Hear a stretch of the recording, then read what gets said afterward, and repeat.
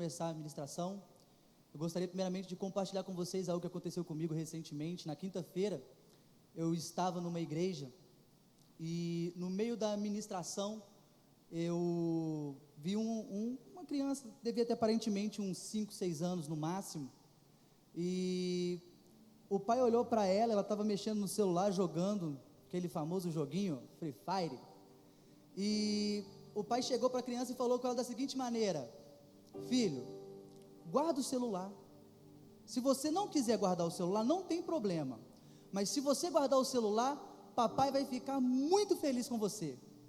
E eu olhando aquela situação, vendo aquilo ali, eu falei assim: gente, com todo respeito, mas que pai banana, porque se é a minha mãe ela já teria me dado um tapa na cara, tomado o celular e falado: guarda esse telefone, porque a igreja é lugar de você adorar o Senhor, não é lugar de você ficar mexendo no telefone. Mas aí o pai terminou de falar com o filho e voltou a adorar o Senhor, e eu fiquei olhando para ver qual que seria o proceder daquela criança, e quando penso que não, a criança pega o telefone, guarda e começa a adorar o Senhor também. E na hora que eu vi aquela criança fazendo isso, eu falei: uau, uma criança pequenininha já está sabendo escolher a melhor parte, que é adorar o Senhor. Então, sentados mesmo, eu gostaria que vocês curvassem a cabeça de vocês, fechassem os seus olhos e juntamente comigo, orasse comigo juntamente com essa canção, com essa oração. Senhor, meu Deus e meu Pai, Deus, nós escolhemos a melhor parte nesta noite, Deus, que é te adorar, meu Senhor. Que nesta noite, meu Pai, o Senhor seja o centro, que nós venhamos, meu Pai, te enriquecer o teu nome nesta noite, te adorar, ó Pai. Que toda honra e que toda glória seja para o Senhor, que não seja eu a ministrar neste culto, mas sim o Senhor, meu Deus, em o nome do Senhor Jesus. Que esta noite, meu Pai, seja a melhor noite da história da vida do teu povo, meu Deus. Que essas pessoas, elas iam sair daqui, meu Pai, impactadas, transformadas pelo teu poder, ó Deus. Que quando elas saírem da tua casa, meu Deus, elas iam sair com uma nova perspectiva, meu Pai, com uma nova visão sobre a vida delas. Em o nome do Senhor Jesus. Amém. Amém? Tem alguém comigo aqui nessa noite? Amém? Glória a Deus. Meus queridos, gostaria que vocês estivessem abrindo a Bíblia de vocês em Gênesis, capítulo 37, versículo 5. Primeiro livro da Bíblia, em o nome de Jesus. Antes mesmo da gente começar a leitura da palavra, vira para o irmão que está do seu lado aí, seja um profeta na vida dele e fala da seguinte maneira: você está no lugar certo, na hora certa. Hoje você vai receber a resposta do que Deus tem para a sua vida, em o nome de Jesus. Amém. Acompanha comigo no texto aí, Gênesis capítulo 37, versículo 5. Teve José um sonho. Amém. Pode fechar sua Bíblia. Seria muita pretensão da minha parte achar que nenhum de vocês aqui nessa noite não conhece, não sabe a história de José. Tem alguém que nunca ouviu falar da história de José aqui na Bíblia? Tem alguém nessa noite? Então seria muita pretensão minha achar que eu iria ministrar algo novo para vocês, e você iria sair daqui da igreja hoje falando assim: ó, que tamanha revelação eu recebi na casa hoje. O pastor ministrou algo que eu nunca tinha visto na Bíblia. Só que, meus queridos, eu vi que José, ele tinha recebido esse sonho, só que o sonho não estava completo. Eu fui ler sobre o sonho, eu fui acompanhar toda a trajetória de José, e o sol, a lua, as estrelas, e posição de governo, e quando eu vi aquilo, eu falei: uau, mas o sonho não está completo, porque Deus, ele revela o propósito, mas ele não revela o processo. E todas as vezes que a gente recebe um propósito, todas as vezes que a gente recebe um destino, a gente tem que entender que a gente vai passar por um processo, só que muitas das vezes esse processo não vai ser fácil. Eu tenho o hábito de ler a Bíblia constantemente, todos os dias eu leio a Bíblia, às vezes 2, 3 vezes ao dia, e todas as vezes que eu leio a Bíblia, são me respondidas algumas perguntas, mas eu saio com outras perguntas. E isso acontece até mesmo quando eu ouço uma ministração, e essa semana eu até estava conversando com o pastor Elielta a respeito disso. E eu tinha visto uma pregação a respeito, uma pregação incrível, magnífica, justamente a respeito da semente que é plantada e que ela dentro de si carrega uma árvore, ela carrega um fruto. E eu fiquei com o seguinte pensamento na minha cabeça, com a seguinte pergunta: e se ela for plantada no lugar errado? E eu fiquei com isso na cabeça. E aí nós passamos o dia aqui todo trabalhando, pessoal, e fomos varrer a antiga igreja para poder entregar ela. E eu fiquei aquilo na cabeça, esperando o momento que eu pudesse sentar com os demais pastores e poder perguntar para eles a respeito, e se for plantado no lugar errado? E eu estava com essa pergunta, e antes mesmo de eu ter a oportunidade de eu conseguir perguntar para os meus outros colegas, a palavra de Deus veio a mim lá em Isaías capítulo 32, versículo 15, e ela vai dizer da seguinte maneira: que se o Espírito de Deus descer sobre você, no deserto você florescerá. E aí quando eu fui falar com o pastor Elielto, gente, eu estava tão empolgado quando eu vi isso, porque vocês não estão entendendo, não se trata do lugar, não se trata do espaço geográfico, não se trata se você está em Betim, não se trata se você está nos Estados Unidos, se você está em outro país, não se trata disso, se trata se o Espírito de Deus descer sobre você, não importa onde você estiver, você vai romper, você vai vencer, você vai conquistar. E aí quando eu conversei isso com o pastor Elielto falou assim: Iago, espera aí que Deus tem mais alguma coisa, Deus ainda não terminou. Abra sua Bíblia para mim aí, lá em 1 Coríntios capítulo 3, versículo 6, em nome de Jesus. Eu fiquei muito impactado com isso, pessoal, vocês não estão entendendo. No versículo 6, quem achou diga achei, quem não achou diga ai. Eu plantei, Apolo regou, mas o crescimento veio de Deus, de modo que nem o que planta é alguma coisa, nem o que rega, mas Deus que dá o crescimento. Então, meus queridos, quando nós recebemos um propósito, tudo bem, a gente tem que entender que a gente vai passar por um processo, e às vezes esse processo vai ser doloroso, mas você tem que entender que juntamente com esse propósito, você está debaixo de uma palavra. E José, logo em seguida que ele recebe o sonho, ele vai contar para os irmãos, e assim que ele conta para os irmãos passam a odiar ele ainda mais. Os irmãos tentam matar José, os irmãos vendem José como escravo, José é humilhado. E eu olhando toda aquela situação, eu pensando, meu Deus, o que não ficou passando na cabeça de José? Qual foi o momento que José não ficou pensando assim, vou tentar suicídio, eu quero uma morte, eu prefiro a morte do que isso daqui. Eu tenho um sonho num dia, Deus fala para mim que eu vou ter uma posição de governo, e no outro dia eu estou sendo vendido como escravo, como assim? Então eu fiquei com essa pergunta na minha cabeça, do porquê que Deus revela o propósito, mas não revela o processo, e eu comecei a ler a Bíblia, e eu fui capítulo por capítulo, livro por livro, para me poder acompanhar e saber o porquê, e eu fui ver Noé.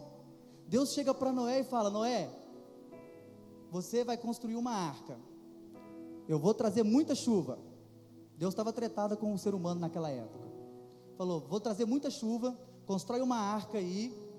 Se vocês não sabem, até então na Bíblia não vai relatar que em momento nenhum houve chuva. Chuva era uma coisa que não existia. A palavra vai dizer que a água ela brotava da terra como relva para regar os campos. Então isso não existia.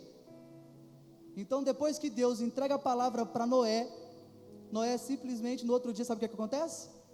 Nada. Deus não mandou anjo, Deus já não deu a madeira preparada, nada. E o projeto era grande, era enorme. Noé foi criticado pelos amigos, pelos próprios familiares, ninguém acreditava em Noé, mas Noé estava debaixo de uma palavra, e debaixo dessa palavra ele começou a cumprir o propósito que Deus havia entregado para ele. E Noé não terminou da noite para o dia não, levaram anos para ele conseguir terminar de construir aquela arca. E quando ele terminou de construir a arca, veio a chuva. E aí eu falei: uau, Deus entregou para Noé o propósito, mas mais uma vez não entregou o processo. Sabe por quê? Eu imagino da seguinte maneira, pessoal, que se Deus tivesse revelado todo o processo para José, José teria olhado para Deus e falado: o quê? Para mim chegar na posição de governo eu vou ter que passar por tudo isso? Quero não. Noé a mesma coisa, quê? Eu vou ter que construir isso tudo sozinho? Quero não. deixa a chuva vir, deixa eu ficar no meio do povo. E aí pra gente, o tempo é curto, e aí fui ver Jesus, o anjo aparece para Maria, vai falar, você dará à luz um filho, esse filho será o rei, ele vai ser o salvador. Mas Deus não falou para Maria que dali 33 anos ela veria o rei pregado numa cruz? Não falou que ele iria dar à luz, deixou Maria assim, impactada com aquela mensagem, com aquela palavra, e ela ficou uau, mas mais uma vez, não revelou o processo, que ela daria à luz numa manjedoura, que os três reis magos viriam, que o rei iria mandar matar todos os meninos naquela época, todas as crianças, não revelou mais uma vez o processo. E gente, eu fiquei olhando tudo aquilo, eu fiquei, meu Deus, como assim? Mais uma vez Deus não revelar o processo. E isso aconteceu com Davi, a mesma coisa. E eu vou contar uma história para vocês, de um garoto que com 16 anos foi chamado para ser pastor. Deus chamou ele e falou, olha, o seu propósito vai ser pastorear. Com 16 anos. E esse menino quando foi chamado para ser pastor, ele fez uma oração a Deus e falou, Deus, eu não vou retroceder na minha fé, eu só saio do teu altar se for no dia que o Senhor me buscar, porque eu não vou sair. Passaram-se 2 anos e meio, esse garoto foi diagnosticado com um câncer no estômago, e os médicos simplesmente virou para ele e falou, olha, você vai ter que ir para casa e pode despedir da sua família, porque não tem o que fazer, é inoperável isso daqui. E esse pastor chegou em casa queimando de febre, com 39 graus de febre, e ele fez uma oração para Deus e falou, Deus, eu me entrego nas tuas mãos nessa noite. Se esse é o propósito que o Senhor tem para mim, se o meu propósito acaba aqui, eu me rendo aos teus pés, pode terminar o propósito. Mas naquele mesmo dia Deus virou para ele e falou o seguinte, a última palavra não vem do homem, a última palavra ela vem de mim. Se o homem está vendo que é impossível você ser curado, ei, deixa eu te falar uma coisa, para mim não há impossíveis. E esse pastor hoje está aqui em cima do altar pregando para vocês. Aleluia.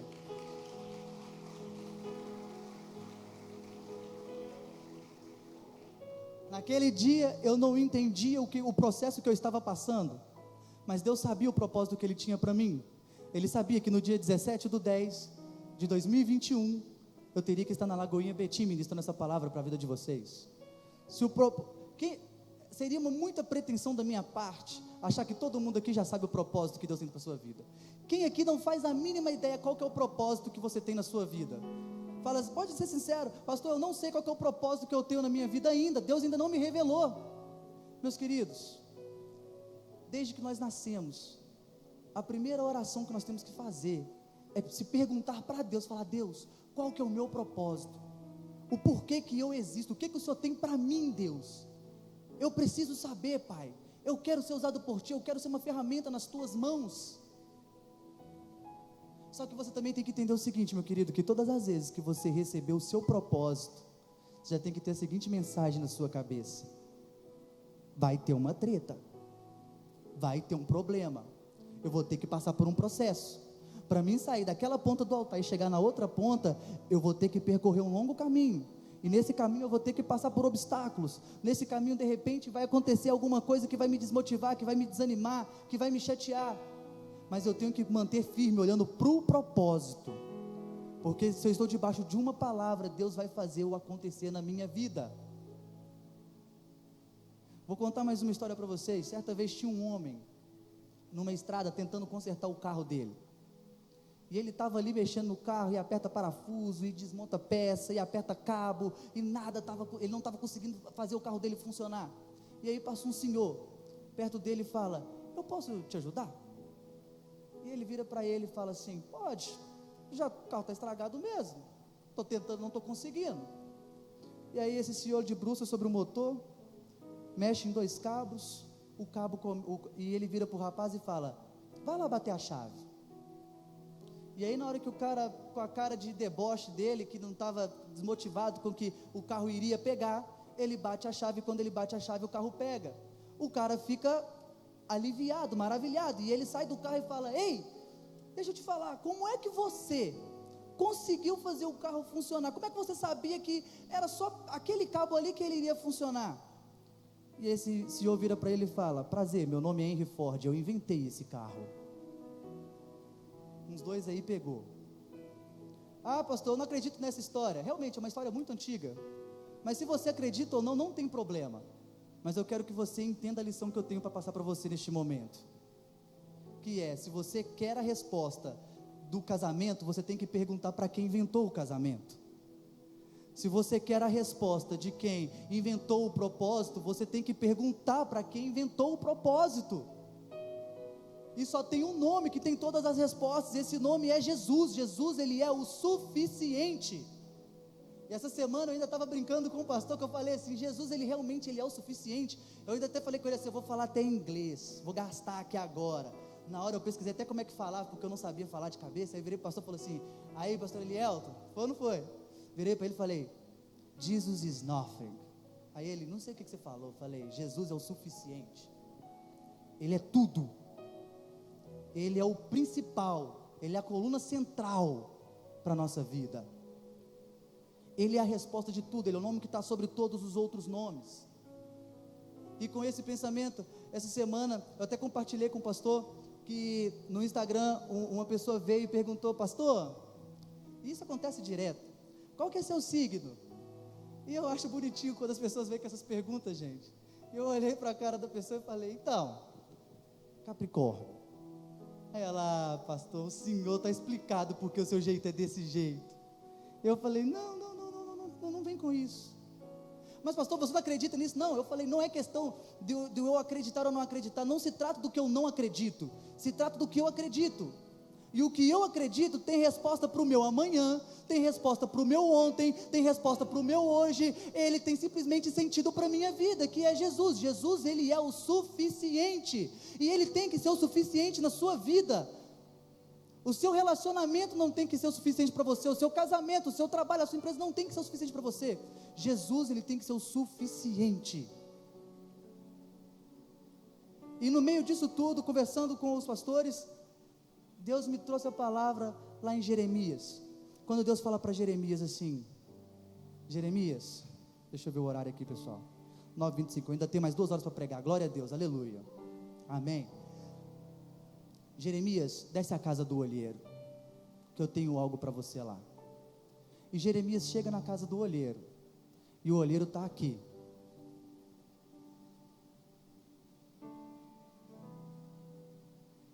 construindo o vaso. Mas a Bíblia vai falar que o vaso se quebra na mão do olheiro. E na hora que quebra, a gente até, muitas das vezes, nós cantávamos isso, né? Que Deus quebrou, que o olheiro quebrou o vaso, mas não, o vaso se quebrou na mão do olheiro. Só que aí Jeremias, olhando aquela situação, e ele vê que o olheiro simplesmente pega e começa do zero, novamente, depois que o vaso se quebra. Sabe o que eu entendo com isso?